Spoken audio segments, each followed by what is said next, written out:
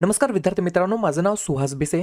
स्वागत आहे तुमचं सर्वांचं परत करंट अफेअर्स मराठी या आपल्या मायबोली भाषेतील एज्युकेशनल यूट्यूब चॅनलमध्ये. विद्यार्थी मित्रांनो, सर्वप्रथम आपण जर नवीन असाल, पहिल्यांदा या चॅनलवरील व्हिडिओ पाहत असाल तर चॅनलला या ठिकाणी अवश्य सबस्क्राईब सुद्धा करून घेऊ शकता.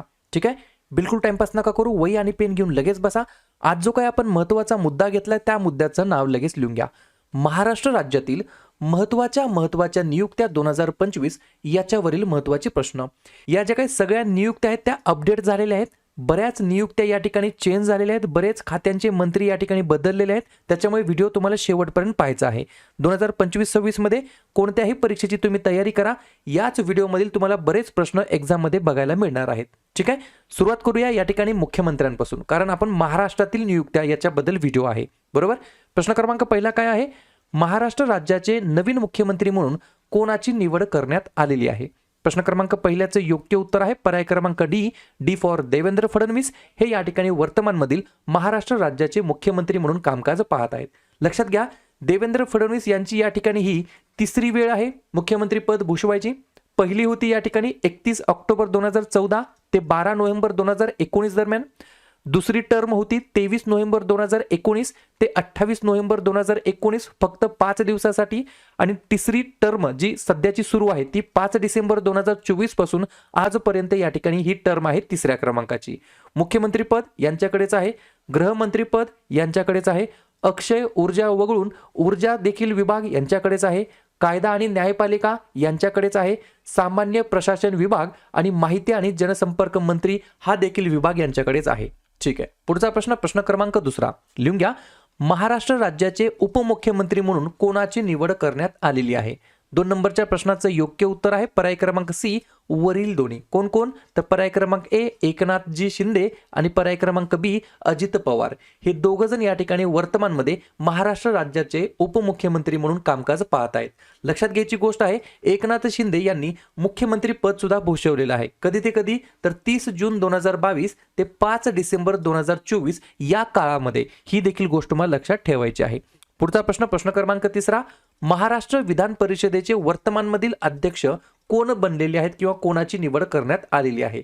3 नंबरच्या प्रश्नाचं योग्य उत्तर आहे पर्याय क्रमांक बी राम शिंदे असं यांचं नाव आहे. वर्तमानमध्ये महाराष्ट्र विधान परिषदेचे ते अध्यक्षपदी या ठिकाणी कामकाज पाहत आहेत. ठीक आहे, प्रत्येक प्रश्नासोबत मी तुम्हाला फोटो सुद्धा दाखवलेला आहे, जेणेकरून तुम्हाला या ठिकाणी इमेजच्या माध्यमातून गोष्टी लक्षात राहण्यासाठी सोप्या जातील.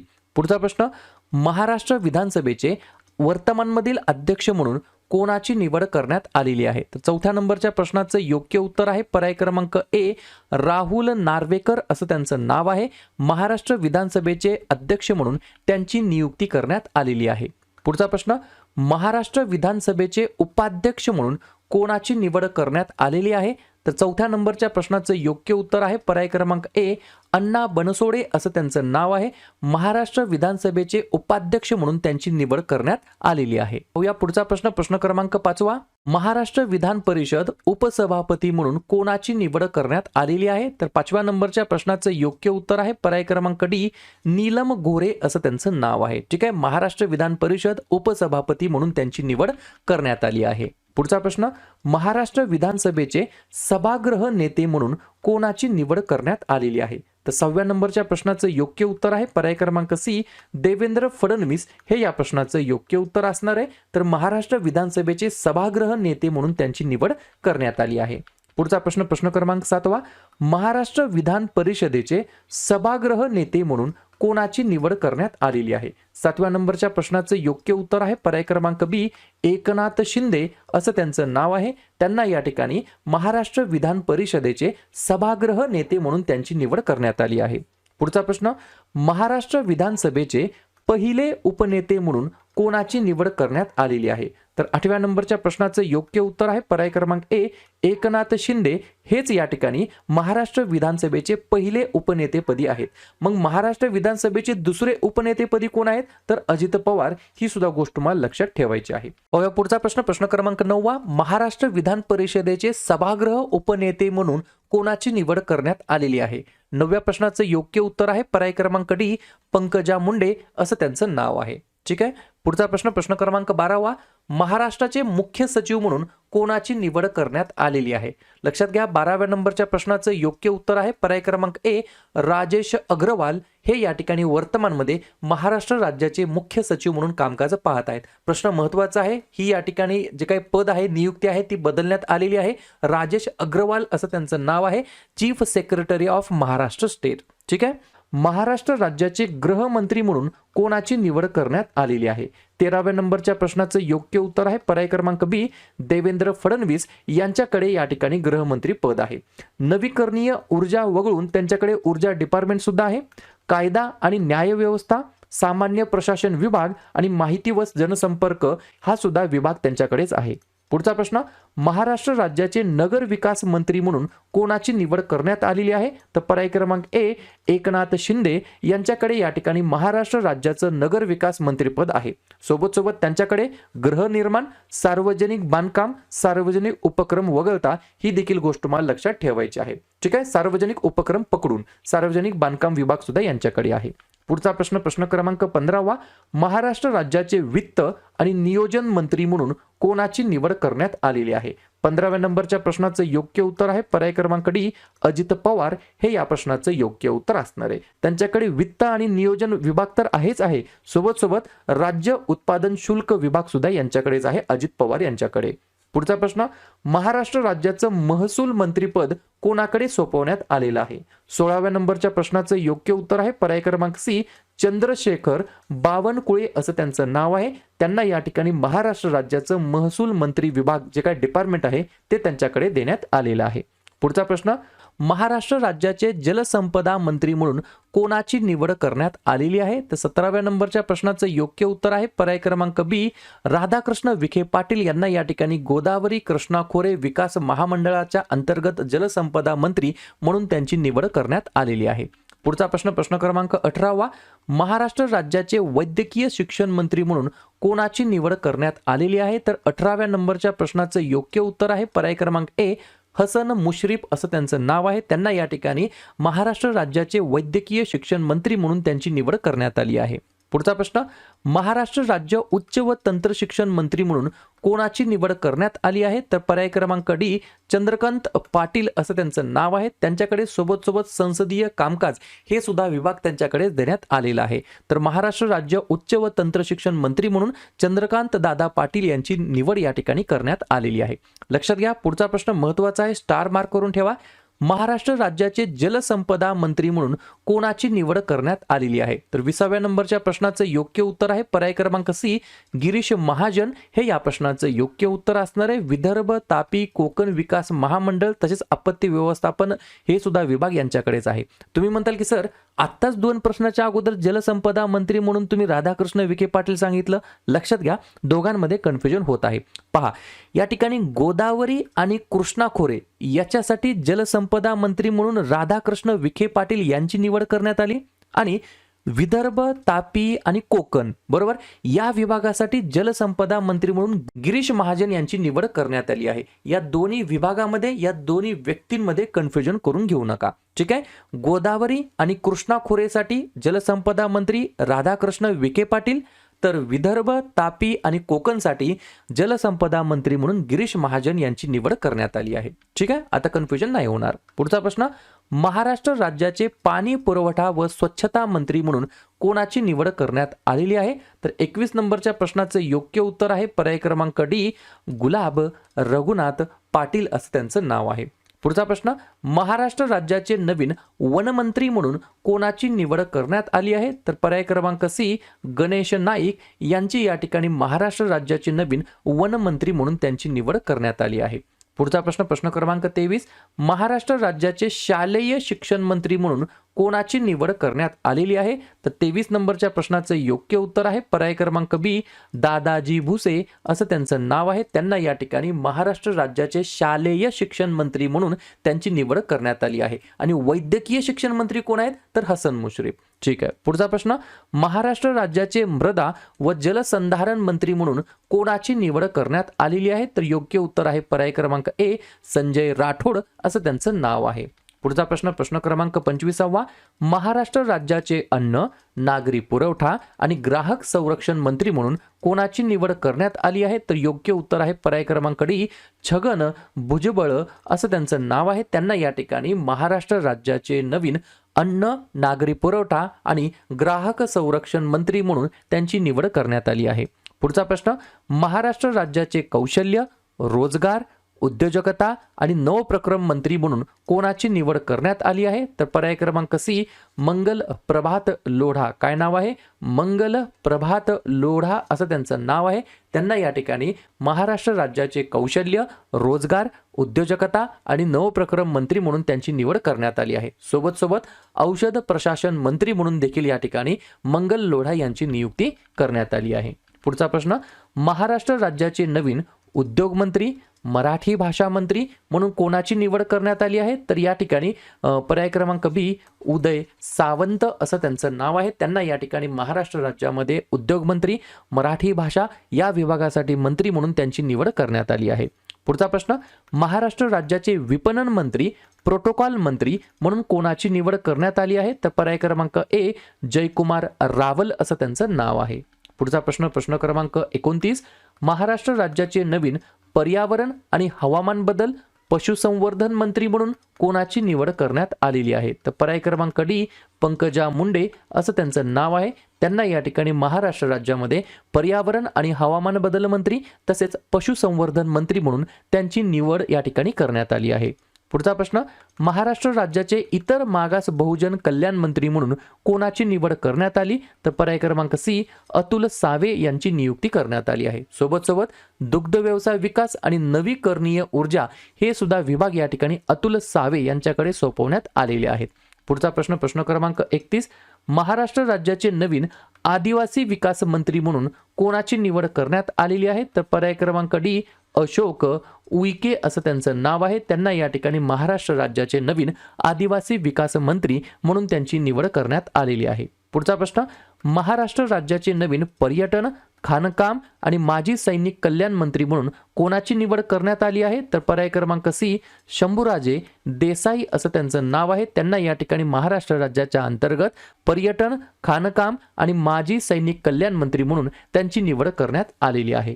पुढचा प्रश्न, महाराष्ट्र राज्याचे नवीन माहिती तंत्रज्ञान सांस्कृतिक कार्य मंत्री म्हणून कोणाची निवड करण्यात आलेली आहे? तर पर्याय क्रमांक बी, आशिष शेलार असं त्यांचं नाव आहे. त्यांना या ठिकाणी महाराष्ट्र राज्याच्या अंतर्गत नवीन माहिती तंत्रज्ञान म्हणजेच इन्फॉर्मेशन टेक्नॉलॉजी, सांस्कृतिक कार्य, कल्चरल वर्क मिनिस्टर म्हणून त्यांची निवड करण्यात आलेली आहे. पुढचा प्रश्न, महाराष्ट्र राज्याचे अल्पसंख्याक विकास आणि औकाफ मंत्री म्हणून कोणाची निवड करण्यात आली आहे? तर पर्याय क्रमांक ए, माणिकराव कोकाटे असं त्यांचं नाव आहे. त्यांना या ठिकाणी औकाफ मंत्री आणि अल्पसंख्याक विकास मंत्री म्हणून निवड करण्यात आलेली आहे. हे डिपार्टमेंट अगोदर दत्तात्रय भरणे यांच्याकडे देण्यात आलेलं होतं. ठीक आहे. पुढचा प्रश्न, महाराष्ट्र राज्याचे महिला आणि बाल विकास मंत्री म्हणून कोणाची निवड करण्यात आलेली आहे? तर फोटोन लक्षात आला असेल. पर्याय क्रमांक डी, अदिती तटकरे असं त्यांचं नाव आहे. त्यांना या ठिकाणी महाराष्ट्र राज्याचे महिला व बाल विकास मंत्री म्हणून त्यांची निवड करण्यात आली आहे. पुढचा प्रश्न, महाराष्ट्र राज्याचे सार्वजनिक बांधकाम मंत्री सार्वजनिक उपक्रम वगळता कोणाची निवड करण्यात आली आहे? तर पर्याय क्रमांक सी, शिवेंद्रराजे भोसले असं त्यांचं नाव आहे. पुढचा प्रश्न प्रश्न क्रमांक 37, महाराष्ट्र राज्याचे ग्रामविकास आणि पंचायत राज मंत्री म्हणून कोणाची निवड करण्यात आली आहे? तर पर्याय क्रमांक बी, जयकुमार गोरे असं त्यांचं नाव आहे. त्यांना या ठिकाणी महाराष्ट्र राज्याच्या अंतर्गत ग्रामविकास आणि पंचायत राज मंत्री म्हणून त्यांची निवड करण्यात आलेली आहे. पुढचा प्रश्न, महाराष्ट्र राज्याचे अन्न व औषधन प्रशासन मंत्री तसेच विशेष सहाय्य मंत्री म्हणून कोणाची निवड करण्यात आली आहे? तर पर्याय क्रमांक ए, नरहरी झिरवाळ असं त्यांचं नाव आहे. पुढचा प्रश्न प्रश्न क्रमांक 39, महाराष्ट्र राज्याचे मत्स्य व्यवसाय, बंदरे मंत्री म्हणून कोणाची निवड करण्यात आली आहे? तर योग्य उत्तर आहे पर्याय क्रमांक डी, नितेश राणे असं त्यांचं नाव आहे. त्यांना या ठिकाणी विद्यार्थी मित्रांनो महाराष्ट्र राज्याच्या अंतर्गत मत्स्य व्यवसाय, बंदरे मंत्री म्हणून त्यांची निवड करण्यात आली आहे. पुढचा प्रश्न, महाराष्ट्र राज्याचे वस्त्रोद्योग मंत्री म्हणून कोणाची निवड करण्यात आली आहे? तर पर्याय क्रमांक सी, संजय सावकारे असं त्यांचं नाव आहे. पुढचा प्रश्न प्रश्न क्रमांक 41, महाराष्ट्र राज्याचे सामाजिक न्याय मंत्री म्हणून कोणाची निवड करण्यात आली आहे? तर पर्याय क्रमांक डी संजय सिरसाट असं त्यांचं नाव आहे. त्यांना या ठिकाणी महाराष्ट्र राज्याचे सामाजिक न्याय मंत्री म्हणून त्यांची निवड करण्यात आली आहे. पुढचा प्रश्न, महाराष्ट्र राज्याचे परिवहन मंत्री म्हणून कोणाची निवड करण्यात आली आहे? तर पर्याय क्रमांक सी प्रताप सरनाईक असं त्यांचं नाव आहे. त्यांना या ठिकाणी महाराष्ट्र राज्याचे परिवहन मंत्री म्हणून त्यांची निवड करण्यात आली आहे. पुढचा प्रश्न, महाराष्ट्र राज्याचे मदत आणि पुनर्वसन मंत्री म्हणून कोणाची निवड करण्यात आली आहे? तर पर्याय क्रमांक बी मकरंद जाधव पाटील यांना या ठिकाणी महाराष्ट्र राज्याच्या अंतर्गत मदत आणि पुनर्वसन मंत्री म्हणून त्यांची निवड करण्यात आली आहे. पुढचा प्रश्न, महाराष्ट्र राज्याचे कामगार मंत्री म्हणून कोणाची निवड करण्यात आली आहे? तर पर्याय क्रमांक ए फॉर आकाश फणकर असं त्यांचं नाव आहे. त्यांना या ठिकाणी कामगार मंत्री म्हणून त्यांची निवड करण्यात आली आहे. पुढचा प्रश्न, महाराष्ट्र राज्याचे सहकार मंत्री म्हणून कोणाची निवड करण्यात आली आहे? तर पर्याय क्रमांक डी बाबासाहेब पाटील असं त्यांचं नाव आहे. त्यांना या ठिकाणी महाराष्ट्र राज्याचं सहकार मंत्रीपद देण्यात आलेलं आहे. पुढचा प्रश्न, महाराष्ट्र राज्याचे सार्वजनिक आरोग्य आणि कुटुंब कल्याण मंत्री म्हणून कोणाची निवड करण्यात आली आहे? तर पर्याय क्रमांक सी प्रकाश आबिटकर असं त्यांचं नाव आहे. सार्वजनिक आरोग्य आणि कुटुंब कल्याण मंत्री म्हणून त्यांची निवड करण्यात आलेली आहे. पुढचा प्रश्न, महाराष्ट्र राज्याचे कृषी मंत्री म्हणून कोणाची निवड करण्यात आली आहे? तर पर्याय क्रमांक बी दत्तात्रय भरणे असं त्यांचं नाव आहे. त्यांना या ठिकाणी महाराष्ट्र राज्याचे कृषी मंत्री म्हणून त्यांची निवड करण्यात आलेली आहे. पुढचा प्रश्न, प्रश्न क्रमांक 48, महाराष्ट्र राज्याचे नवीन क्रीडा आणि युवक कल्याण मंत्री म्हणून कोणाची निवड करण्यात आलेली आहे? तर 48 नंबरच्या प्रश्नाचं योग्य उत्तर आहे पर्याय क्रमांक ए दत्तात्रय भरणे असं त्यांचं नाव आहे. लेटेस्ट जे काही 4-5 महत्त्वाच्या नवीन नियुक्त्या झाल्यात त्याच्यावरती देखील चर्चा करूया. महाराष्ट्राचे वर्तमानमधील निवडणूक आयुक्त आहेत दिनेश टी वाघमारे. महाराष्ट्राचे लोकायुक्त आहेत VM कानडे. राज्य मानवी हक्क आयोगाचे अध्यक्ष आहेत अनंत मनोहर बदर. महिला हक्क आयोगाच्या अध्यक्ष आहेत रुपाली चाकणकर. महाराष्ट्र राज्य मुख्य माहिती आयुक्त आहेत राहुल पांडे. महाराष्ट्र लोकसेवा आयोगाचे अध्यक्ष आहेत रजनीश सेठ. ह्या ज्या काही नियुक्त्या आहेत या ठिकाणी अत्यंत महत्त्वाच्या आहेत. आणि शेवटचे 2 प्रश्न हे तुमच्यासाठी असणार आहेत. महाराष्ट्र राज्याचे महाधिवक्ता म्हणून कोणाची निवड करण्यात आली आहे? श्री चंद्रशेखर, माणिकराव कोकाटे, शिवेंद्रराजे भोसले की मिलिंद साठे. आणि शेवटचा प्रश्न 50वा हा देखील तुमच्यासाठीच असणार आहे. मुंबई उच्च न्यायालयाचे मुख्य न्यायाधीश म्हणून कोणाची निवड करण्यात आली आहे? मिलिंद साठे, माणिकराव कोकाटे, श्री चंद्रशेखर की शिवेंद्रराजे भोसले. तर ज्या पण विद्यार्थ्यांनी या प्रश्नाचं योग्य उत्तर येत असेल प्रयत्न करा कमेंट बॉक्समध्ये उत्तर लिहिण्याचा. प्रश्नाचं उत्तर चुकू द्या, काही हरकत नाही. प्रयत्न करणं या ठिकाणी महत्त्वाचं ठरणार आहे. क्लिअर? तर अशा प्रकारे व्हिडिओमध्ये आपण आज काय पाहिलं, जे काय महाराष्ट्रातील नवनवीन या ठिकाणी नियुक्त्या झाल्या त्याच्यावरती आपण या ठिकाणी रिव्हिजन फॉर्मॅटमधला हा व्हिडिओ बघितलेला आहे. व्हिडिओ ही सिरीज आवडत असेल नक्की व्हिडिओला एक लाईक करा. जवळच्या मित्रमैत्रिणींना व्हॉट्सअप ग्रुपमध्ये, टेलिग्राम ग्रुपमध्ये हा व्हिडिओ, हे यूट्यूब चॅनल जरूर शेअर करा. आणि ही जी काय आपली 7.5ची सिरीज आहे ती अत्यंत महत्त्वाची सिरीज आहे. याच्यामध्ये पुढचा व्हिडिओ कोणत्या टॉपिकवरती घ्यायचा हे देखील मला जाताना कमेंट बॉक्समध्ये तुम्ही सांगू शकता. नवीन असताल, चॅनलला सबस्क्राईब नसेल केलं तर चॅनलला सबस्क्राईब करून घेऊ शकता. आणि व्हिडिओ पाहिल्याबद्दल सर्वांचा अगदी मनापासून आभार आणि धन्यवाद. तर लगेच काय करूया, डिसेंबर महिन्यातील जेवढेही महत्त्वाचे दिवस असतील त्याच्यावरती आपण एकदा चर्चा करूया. लिहून घ्या.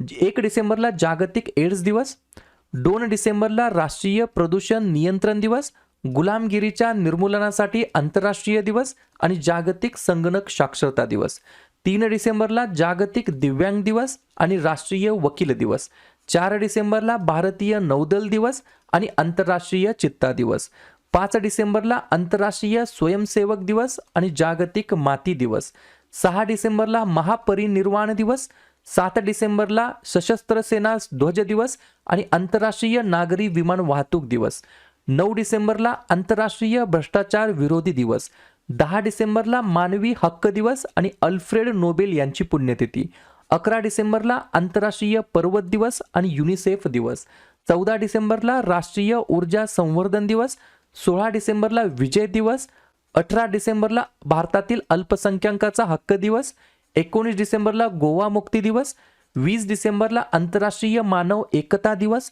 22 डिसेंबरला राष्ट्रीय गणित दिवस, 23 डिसेंबरला किसान दिवस, 24 डिसेंबरला राष्ट्रीय ग्राहक हक्क दिवस आणि 25 डिसेंबरला भारतामध्ये सुशासन दिवस म्हणून आपण साजरा करतो. क्लिअर? तर लगेच काय करूया, नोव्हेंबर महिन्यातील जेवढेही महत्त्वाचे दिवस असतील त्याच्यावरती आपण एकदा चर्चा करूया.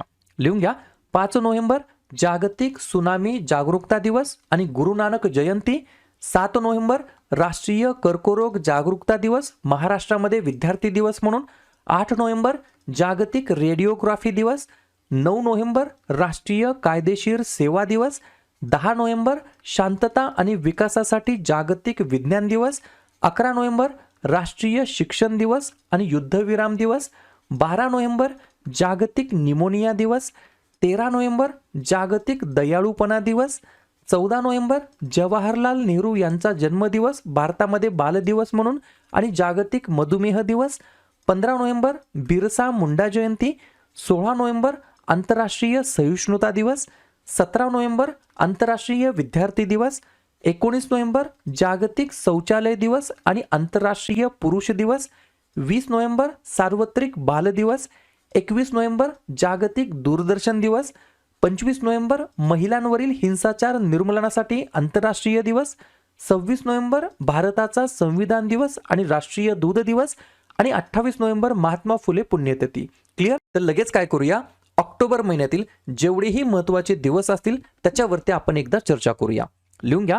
1 ऑक्टोबर वृद्ध व्यक्तींचा आंतरराष्ट्रीय दिवस आणि जागतिक शाकाहारी दिवस. 2 ऑक्टोबर गांधी जयंती, आंतरराष्ट्रीय अहिंसा दिवस आणि लाल बहादूर शास्त्री जयंती. 5 ऑक्टोबर जागतिक शिक्षक दिवस. त्यानंतर जागतिक अधिवास दिवस ऑक्टोबर महिन्याच्या पहिल्या सोमवारी म्हणजेच यावर्षी 6 ऑक्टोबरला आहे. 7 ऑक्टोबरला जागतिक कापूस दिवस. 8 ऑक्टोबर भारतीय वायुसेना दिवस. 9 ऑक्टोबर जागतिक पोस्टल दिवस. 10 ऑक्टोबर राष्ट्रीय डाक दिवस आणि जागतिक मानसिक आरोग्य दिवस. 11 ऑक्टोबर आंतरराष्ट्रीय बालिका दिवस. 13 ऑक्टोबर आपत्ती जोखीम कमी करण्यासाठी आंतरराष्ट्रीय दिवस. 14 ऑक्टोबर जागतिक मानक दिवस. 15 ऑक्टोबर जागतिक विद्यार्थी दिवस. 16 ऑक्टोबर जागतिक अन्न दिवस, जागतिक भूल दिवस आणि जागतिक मणक्यांचे दिवस. 17 ऑक्टोबर गरिबी निर्मूलनासाठी आंतरराष्ट्रीय दिवस. 20 ऑक्टोबर जागतिक सांख्यिकी दिवस. 21 ऑक्टोबर पोलीस स्मृती दिवस. 24 ऑक्टोबर जागतिक पोलिओ दिवस, संयुक्त राष्ट्र दिवस आणि 31 ऑक्टोबर या ठिकाणी राष्ट्रीय एकता दिवस म्हणून आपण साजरा करतो. ठीक आहे.